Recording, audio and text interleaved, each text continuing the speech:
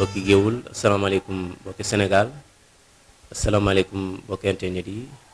ñu ngi fii tey ci Bandañ jano ki nga xam ne mooy monsieur le maire Assane Seck tey ñu ñëw fii fas yéene waxtaan ak moom ci li nga xam ne yëngu na ko ci wàllu politique am li nga xam ne def na ko fii ci li nga xam ne mooy commune Bandañ durant bi mu nekkee ci li nga xam ne mooy élection yu ñu génn la ñuy fas yéene waxtaan ak moom fas yéene waxtaan ak moom it ci wàllu jeunesse bi gis nañu jeunesse bi niñ ko joxe loxo naka la ko gisee ak yan taxawaay la am ci li nga xam ne mooy jeunesse su Bandañ kon monsieur le maire ñu ngi lay nuyu. waaw ñu ngi lay fay Alpha di nuyu mbokki yii yëpp ñi nga xam ne dinañu am occasion seetaan Gueoul Art TV. waaye jëkkee nuyoo bi fii ñu nekk ci Bandañ Wolof nuyu imam bi di nuyu chef de village di nuyu chef de village yu commune Bandañ yëpp di nuyu imaamu commune Bandañ yëpp notable yi góor ñi jigéen ñi ndaw ñi di nuyu ñëpp di leen balu ak di leen baal ci bis bi nga xam ne moom la ñu génn wala ñu nekk ci ba tey sax ndax xam dañ ne tabaski ñetti fan la di ñaan yàlla mu may ñu teewe ko déwén ci anam yamu gën a rafete. monsieur le maire tey ñu bëggoon a xam monsieur le maire Assane Seck kan mooy Assane Seck. waaw nga may ma itam ma yokk ci nuyoo bi conseil municipal bu Bandañ yëpp ndax ñoom itam ñu mat a delloo njukkal lañu kan mooy Assane Seck. yomb na tontu Assane Seck doomi Bandañ la Bandañ Wolof juddoo fi màgge fi ba ci fukki atam mu dem jàngi école Ngumba def CI ba CM2 yàlla dogal ñu at mi entré en 6e dem collège yu Kébémer dem fa ñeenti at yàlla dogal tam ñu at mi BFM damoon sax DFM la ñuy wax dem lycée Faidherbe def ñetti at mi fa baccalauréat série C dem école polytechnique bu Thiès def juróomi at génne ingénieur de conception génie mécanique waaw ci wàllu jàng loolu mooy fi nga xam ne mooy sama jaar-jaar bi ma génnee nag itam Sonatel la am stage ak stage fa juróom benn weer yàlla dogal itam ñu jël ma ba sama carrière yëpp Sonatel laa ko defee am naa presque ñaar fukki at ak juróom-ñeent yoo xam ne Sonatel moom laa ko defee ba fa laa jëlee sama retraite. ñu gis la nga nekkoon Sonatel jëlee ko sa retraite nga dugg ci li nga xam ne mooy wàllu politique bi. ban année la monsieur le maire Assane Seck dugg ci wàllu politique. waaw xanaa wax tuuti rek ci sama carrière Sonatel itam. ndax yàlla dogal na ma am fay responsabilité yoo xam ne mën nañ ci lim que chef service garage mën na yor naa ko juróom-ñetti at doon gérer parcours presque 400 véhicules ñeenti téeméeri oto doon ko gérer ci Sénégal yëpp ma jógee foofa te nekk naa fa chef service comptabilité matière xanaa foofu sax la ma mbirum téléphone bi duggee ndax duggeewuma fa woon ambition nekk liggéey ci wàllu téléphone waaye bi ma nekkee chef service comptabilité matière nag ci laa xam ne itam bon looy liggéey war nga ko gën a xam ndax matière yi nga xam ne moom lañ daan gérer du point de vue comptable et du point de vue matière lépp mooy liy dugg ci li ñuy defaree téléphone bi ma fa jógee itam ñu gis ne xëy na war naa mën a jàll ci leneen ñu def ma adjoint chef service régional bu Sonatel Kaolack yore naa ko ñaari at am ay soppeeku yu am ñu def ma chef service commercial ma yor ko itam ñaari at ñu indi ma Géejawaay ma nekk fa aussi responsable ñaari at ñu soog ma woowaat delloo ma Kaolack def ma directeur régional Fatick Kaolack Tamba Kaffrine ak Kédougou ma géré ko itam ñetti at loolu nag tax na wax dëgg yàlla région yu ma tudd yëpp ma xam leen bu baax a baax ndax mën naa ne dëkk yi ma fa demul néew na lool nag moom nool ñu indi ma Thiès comme directeur régional tam Thiès Diourbel ma yore ko juróomi at jël nag sama retraite wala pré-retraite waaw ci diir boobu nag fekk na en 2013 ma dugg nag ci langue politique gi ndax ñaari mbir yu ko ma waral politique yàggoon naa ci bëgg a dugg mais anam yi ñu ko doon defee méngawul woon ak sama gis-gis maa ngi fàttali yàggu rek ne commencé naa politique ci parti socialiste daan fa ànd ak sama mag bii Guédé ñuy dem Dakar di dem ay jàng dem ay événement jiba ko yàlla na ko yàlla yërëm maa ngi fàttali ko am na yenn jàng yu amoon Médina sëñ Xaas Mbàkke organisé ko ñoo toogandoo nii Sangone Sall yal na yàlla yokk wéram bi muy présenté délégation bi ba ak si man ne Serigne Assane Seck foofu daal fa laa bàyyi politique ndax ma ne daal man li moom xaw ma ko parce que mbubb mi may solal du sama mbubb waaw bàyyi toog nag ba jamono yi Moustapha Niasse en 98 créé Alliance des forces de progrès maamoon ci yaakaar nag accueillir délégation bi Kaolack dalal leen sama kër ñaar ba ñetti fan délégation bi jóge woon Géewul ñoom grand Sarr Diop yi ngay gis Baye Cheikh Xaali Mbooj ñoom ñëpp maa leen dalaloon sama kër ñetti fan mais ginnaaw bi aussi ma gis ne premier gouvernement bi ñu formé def ko moom premier ministre mu jël ay mag képp ci wetam ma ne bon kii moom itam jàpp ma ne kon man li ma yaakaaroon ci moom mi ngi si bàyyi nag ndax dama jàppoon ne moom mu ñëwee itam ndaw ñi dana leen gën a tàllal loxo waaw mais dafa dellu ci li ñu daan tuddee baron ci PS xëccaat ñooñu def ci wetam waaw ci ma bàyyi. tey boobu da ngaa bëggoon mu xëccaale la yow wala. mais ndaw ñi bu ma xëcc woon itam bu ma gisee ne rek am nañ ci yaakaar parce que bu dee dugalee ay magi kese ndaw du am yaakaar waaw du am yaakaar te itam gis-gis bi ma amoon ci coppite gi nga xam ne war na am ci politique ngir gën a taxaw ci soxla askan wi bàyyi seen soxla bopp gisuma ko ci ndax bu amoon rek kon du jëlaat ay mag yoo xam ne ñoom ñëpp wax yàlla depuis Senghor lañu mu jëlaat leen tafal ci kanam ba yàlla dogal 2013 mën naa ne sax 2010 ma tase ak président Macky Sall ci màggalu Mbàkke Kajoor ñu bokk benn jataay bi ñu waxtaanee ba jóg Serigne Khadim Awa Ba ne ma nañ gunge président sax ñu génn man ak moom Moustapha Cissé Lo am na keneen Cheikh Mbacke xaw ma en tout cas ak ñeent la ñu woon bu ma ko présenté pare ma ne ko man de président dugguma ci politique mais incha allah ni ma la gisee ni nga bàyyee génne ci PDS ak ni ma xamee président Ablaye Wade te topp la dara kon jàpp naa ne jub nga kon man war naa mën a ànd ak yow waaye nag mun am na lu ma tënk mais heure bu may jug politique daal jàpp naa ne ci sa parti laay dugg loolu mai 2010 la woon ci gàmmu màggalu Mbàkke Kajoor waaw ci loolu itam yàlla dogal sama mag bi nga xam ne mooy Omar ne bàyyi na politique fekk mi ngi woon ci PDS ndax itam li ma bëgg doon junj rek mooy du ma dugg ci politique moom mukk tant que moom mi ngi ci waaye nag mu xëcc ma ne ma bàyyi naa ma ñëw itam mu jox ma li mu yoroon lépp macha allah xaalal ma yoon wi ba mu tàllal noonu daal laa duggee ci politique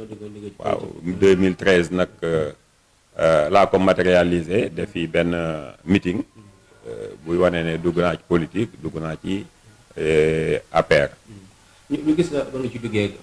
diiran ba nga toogee mandat bi nga xam ne def nga ko fi ca am na loo doon xeex. muy pour sa gox pour li nga xam ne yëkkati li nga xam ne mooy sa dëkk sa gox. tey ndax mën nga ñoo indil wax ñu jéego yoo xam ne monsieur le maire Assane Seck def na ko ci wàllu li nga xam ne mooy koom-koom ci goxam. waaw bi may tëb ma rek itam nag dugg ci ne Macky damay ànd ak yow ndax li ma jëkkoon a wax fekk na itam liir naa programme mu yoonu yokkuteem li muy gën bamtu saa su ne fi ñu toll ni wax équité territoriale et sociale maanaam surtout delloo kaw gi li ñu moom fexe ba bu ñu yemul taaxee itam wuuteele gi dootul bëri gis surtout ci wàllu courant bi moom mu ñoroon ma lool wàllu ndox mi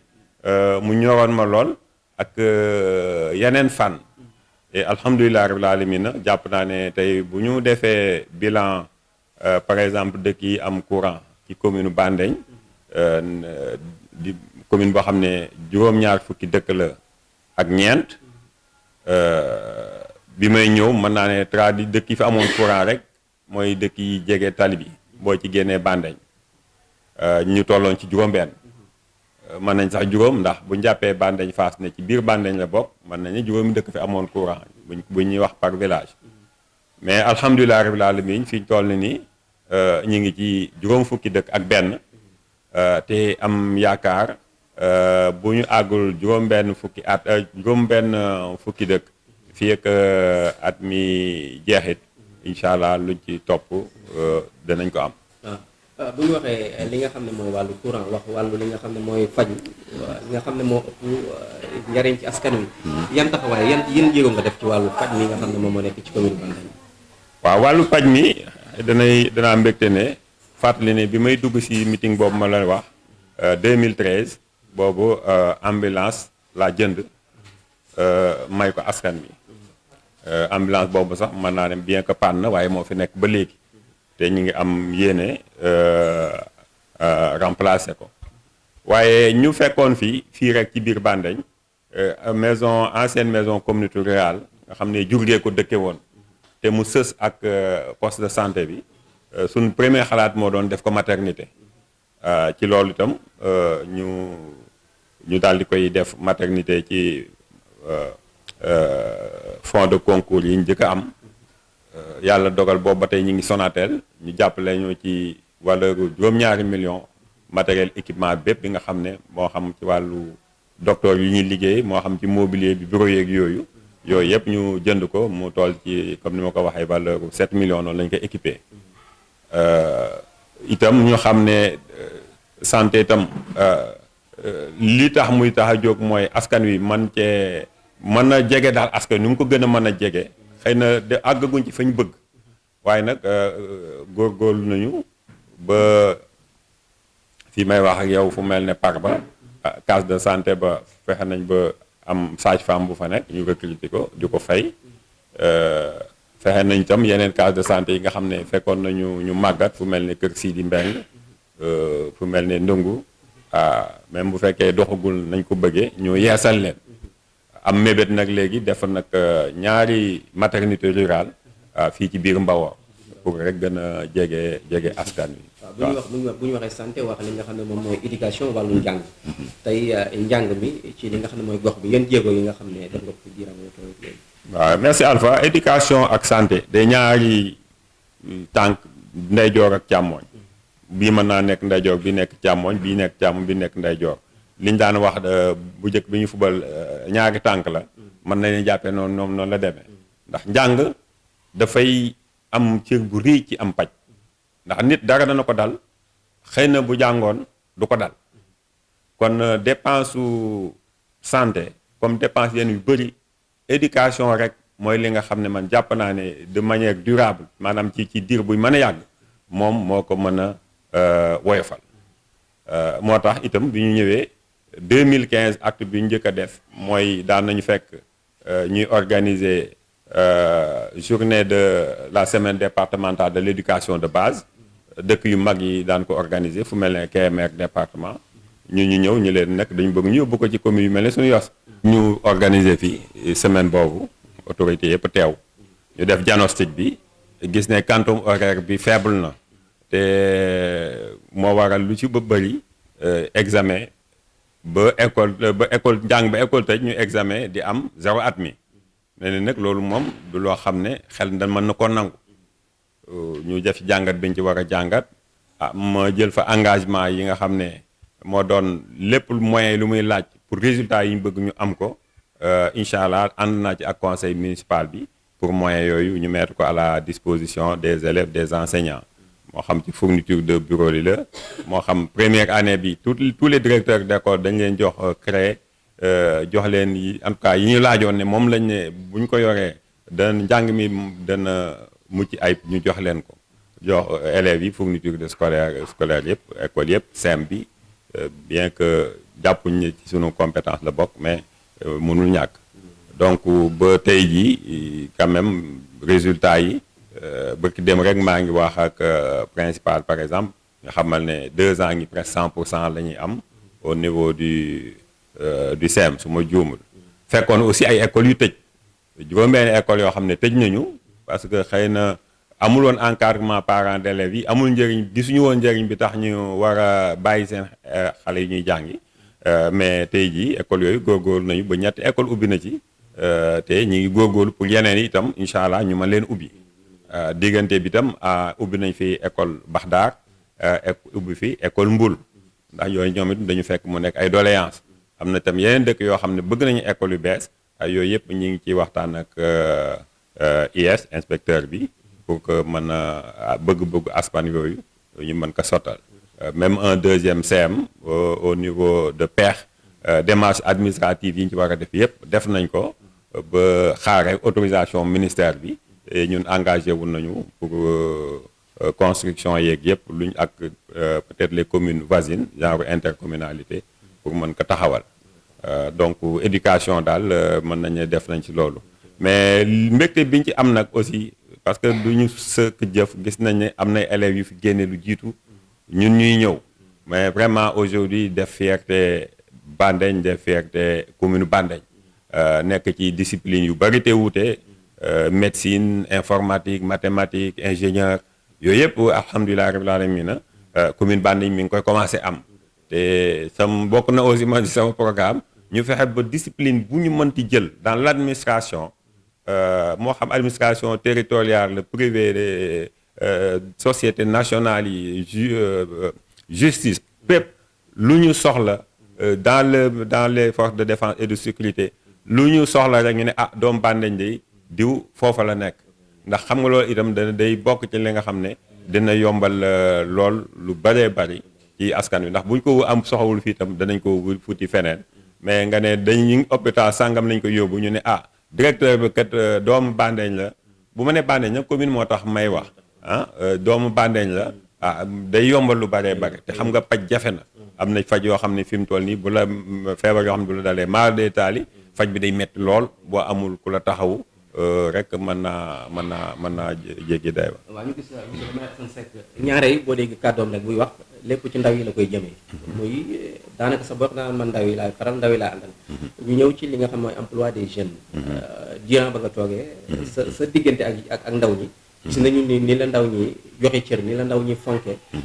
naka nga taxawee seen taxawaay ñoom ci commune bu Bandègne. waaw xam nga ndaw moom ma ci la lépp nekk. mais dafa am lu ko waral loo xam ne ñun aussi teeloon nañ ko xam ndax bu ñu daan dem si dëkk yi macha allah bu ñu ñëwee à part mag ñi nga xam ne peut-être xëy na ni nga commencé télé ay xale yu ndaw képp macha allah lañ fay fekk ñu xam ne lii itam kon lu mat a teel a bàyyi xel loolu itam recensement bi fi amoon wane naka ne Sénégal presque boo jëlee 70% téeméer bu nekk juróom-ñaar fukki presque ndaw yoo xam ne amaguñu ay fanweeri at ak juróom loolu moo fi nekk loolu nag boo ko amee boo leen bàyyiwul xel ci njàng mi ci paju mi ci yeneen bëgg-bëgg lu mel ne sport bi ñu fi dajale tey mën naa am ñoom ñu dem ci loo xam ne neexuñu te ay ndaw ñoo mën a yor réew il faut que seen jukko baax seen jukko rafet ñu soog a mën a taxawaay bi leen war ci réew mi ci wàllu liggéey bi nag dëgg la jafe na ndax xam nga commune bu mel ne sunu boos bi commune Bandègne Wolof moom bu dul li ñu cofakal ci lempo bi ak li ñu état di dimbale ko si ñëw amul leneen waaye ñu ngi ci góorgóorlu nag ak appui état ba tey jii mën nañ jàpp ne ci li ñu tuddee xëyu ndaw ñi ci wàllu feera bi am na fukki ndaw ak juróom yoo xam ne ñu ngi ci yëngatu wàllu maire bi it fexe nañ bu comme ni ma ko waxee fekkoon fi ñoo xam ne wax dëgg yàlla jàng nañ li ñu war a jàng mais difficulté yi ñu am jafe-jafe yi pour am liggéey itam wax dëgg yàlla nekkoon fi ñu fexe ba am ci koo xam ne jël nañ ko mu nekk fii ci maire bi taxaw fi taxawaay bu rafet macha allah wax naa la itam par ba bi ñu fa defee maternité rurale recruter nañu benn sage-femme yóbbu fa ñu ngi waaj a recruter beneen itam sànq ci wàllu santé bi tam fàtte naa wax poste de santé bu Pekh boo xam ne man ak sama jarbaat sama xarit Abdoulaye Mbaye Pekh taxawaay yi ci war a taxaw yëpp taxaw nañ ko booba tam ak poste santé Darou Fall xam ne yëpp danañu recruter ay sages-femmes yóbbu fa Mbadiar ñu bëgg nañ ko def maternité rurale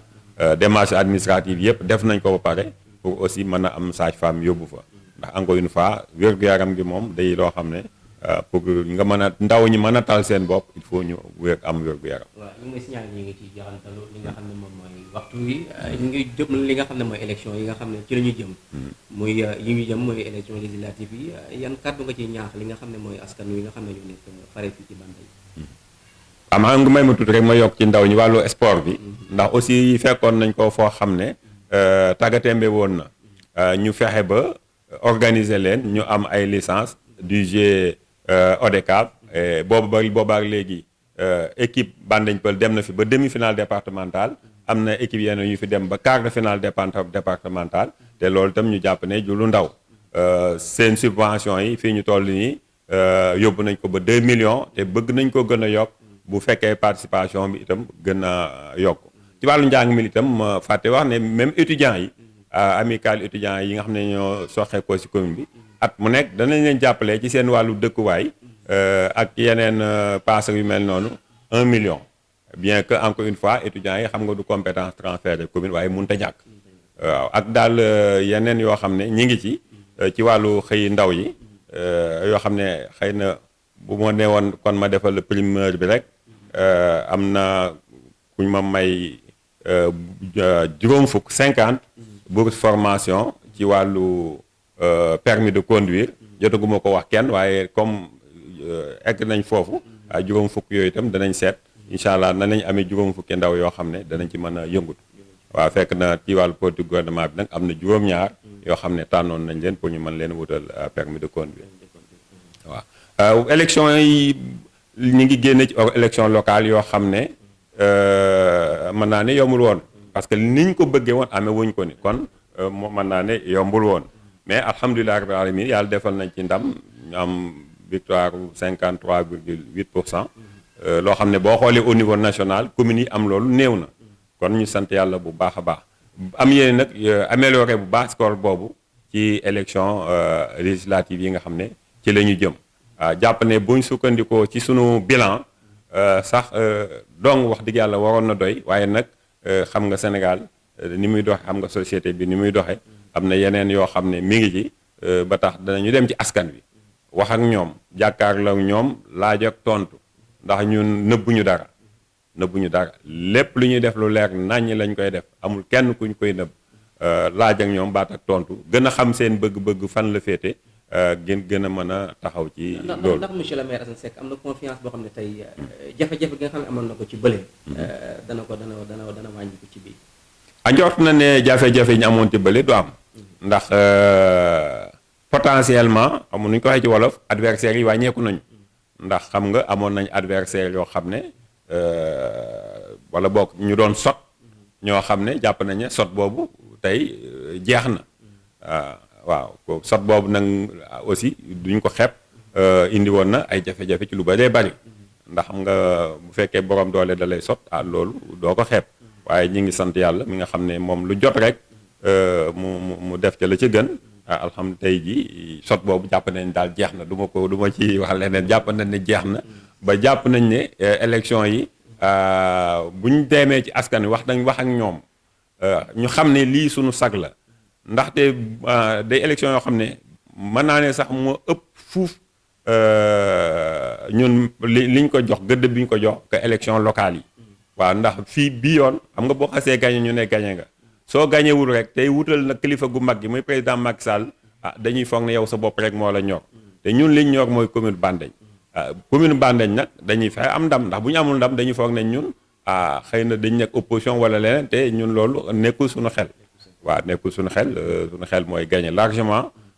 jox président Macky Sall majorité au niveau de l'Assemblée nationale ngir nag li nga xam ne moom la commune bi daan am buntu boo fëgg mu ubbeeku ndax xam nañ ne da nga ànd ak président Macky Sall loolu di wéy loolu di mën a wéy ndax ci wàllu courant bi mënoon naa ci wax fukki dëkk ak juróom-benn yoo xam ne ci biir Mbawar yóbbu nañ fa lampadaire solaire te loolu du lu ndaw te li ñu ànd ak président moo tax ak yeneen yoo xam ne mën nañ ko tudd xëy na ak yu ñuy xaar yu mel ne ay forage yooyu yëpp ànd ak nag kilifa gi moo tax waaw kon fi ñu toll daal loolu moo jot ci la ñu nekk ànd ak président Macky Sall ak xar sunu tànku tubéy gis nga conseil yi macha allah xam naa doon na rafet nga balayee leen de. yan kàddu ngay tëjee. waaw nga bal na ma balayeel ñu fi nekk noonu. waaw donc li may tëjee mooy ñoom ñi donc vraiment remercier leen. parce que damay faral di wax ne man rek du ma dara. waaw ñii nga xam ne ñoo ànd ak man dara ma guddeeg bëccëg di ma layal di ma weddil di ma xulool di ma xeexal ñoom rek ñoo tax ma li ma doon ma nekk ko kon di leen gërëm bu baax gërëm askanu Mbawar bi yëpp kilifa diine yi surtout maa ngi leen di nuyu di leen ziar di leen ndokkeel ci bis bi ñu jógee loolu daal mën naa ne mooy kàddu yi moo bëggoon a tëje. waaw jërëjëf Seck moom mi nga xam ne moom lañ dalaloon tey fii ci li nga xam ne moom mooy Bandañ ngeen dégg kàddu yu am solo yi nga xam ne yëkkati na ko fi ci li nga xam ne def na ko ci Bandañ ci wàllu développement bi nga xam ne def na ko tey nag ñu sargale ko bis bu am solo boo xam ne mooy lamb ñi nga xam ne moom lañ defal fii jeunesse bi ñu gis lépp loo xam ne rek jeunesse yaa ngi koy def fii rek monsieur le maire lañ koy parrainé jagleel ko bis boobu tey ñu amaat bis bu toll nii tey ñu amoon ak moom waxtaan ngeen dégg kàddu yu am solo yu mu àndal yi mu wax tey ji mu ànd kook li nga xam ne ñooy conseil ak ñi nga xam ne ñoo ko gunge ci salle bi muy ñoo xam ne tey gis ngeen leen noonu ñi ñuy toogee ñoom ñëpp ñu ngi toog ànd ak monsieur le maire ci li nga xam ne mooy bisu teyam bi tey ñu fas yéene wàcc dem foofu ci li nga xam ne moom mooy xew wi nekk foofu ànd ak monsieur le maire gunge ko yi ngi woon fii ci Bandañ ànd ak Gueoul Art TV tey ji tey ci bis bi tey ñu jox maire am kàddu yu mu doole waat tuuti nga fi ñu tëj nga baal ma parce que ci wàllu njàng mi day am loo xam ne xew na fi fan yi war na yee ñëpp ku yeewul jàpp naa ne war na la yee parce que gis nañu manifestation yi amoon kenn ci leader yi woo ndaw ñi ci mbedd mi ne kat bala ñoo dem sama doom ji nañ ko bàyyi mu jàngi ndaxte war naa dugg 10 heures kon nag war naa fexe ba mu jàngi ñu soog a dem ci mbedd mi ànd ak xale yi ci mbedd mi ma jàpp ne xale buy dugg 10 heures boo ko natee kooku jàngiwul ci école primaire mel ne kon dana maaseek xale yi nga xam ne ñoom la ñuy rey ci mbedd mi ndax gis nañ ne kii yi passé fukk xale ak ñett ñii ci faatu ñëpp fukki ak ñaar yi ay fukki at ak ñeent fukki at ak juróom la ñu tollool donc loolu itam day wane ne bu ñu sàgganee ñii ñu jiite danañu moom ëllëg seeni doom moom ndax ki taxaw tem aar ne doomam na jàngi ma soog a dem ànd ak gone jàmbur yi ci mbedd mi ñu xeexi loolu war naa nekk jàngat bu rëy ci askan wi daal su ma sañoon bokk na sama objectif mais bu moo fi bu askan wi Mbawar en tout cas moom yeew woon définitivement ci fànn yu bëri yu mel ne que noonu sax mën naa ne sama mission te parce que sama mission d'ailleurs sax du ay tabax école ay dispensaire ay lu mel noonu mais tabax ndaw yoo xam ne taxawaay ku mën a taxaw ku fi mën a nekk président ku fi mën a nekk leader politique buñ jàkkaarloog yow dañ lay xool les yeux dans les yeux wax ak yow doo leen mën a weñ ci benn boor donc ndaw yooyu moom te alhamdulilah rabbil alamin bu ñu xoolee ñu àndal tey mi ngi jël forme wax naa la sànq ñi fiy nekk ci école yu mag yi jógee ci commune bi waaye message boobu daal bëggoon naa mu jàll bu baax a baax ñu xam ne ñi ñuy topp de ñoom ña ngay toppatoo seeni doom ñu jàngi ba pare ñu soog a woo doomi jàmbur yi ci mbedd bi loolu jàpp naa ne lu askan wi war a dégg la merci. waaw jërëjëf monsieur le maire jërëjëf askanu wi nga xam ne yéen a ngi bàyyi xel Gueoul Art TV ñi ngi woon fii ci Bandañ jano ki nga xam ne mooy monsieur le maire Assane Seck ñi ngi jaajëfal ñi nga xam ne ñi ngi bàyyi xel Gueoul Art TV di jaajëfal képp ku xam ne rek yaa ngi nekk ci Bandañ jaajëfal ñi nga xam ne ñi ngi nekk bitim réew di bàyyi xel ñi nga xam ne mooy Gueoul Art TV ñi ngi woon fii ci Bandañ ci émission bi ñu doon def ak monsieur le maire Assane Seck ñi ngi leen di jox dégg daje benn yoon incha allah jërë ngeen jëf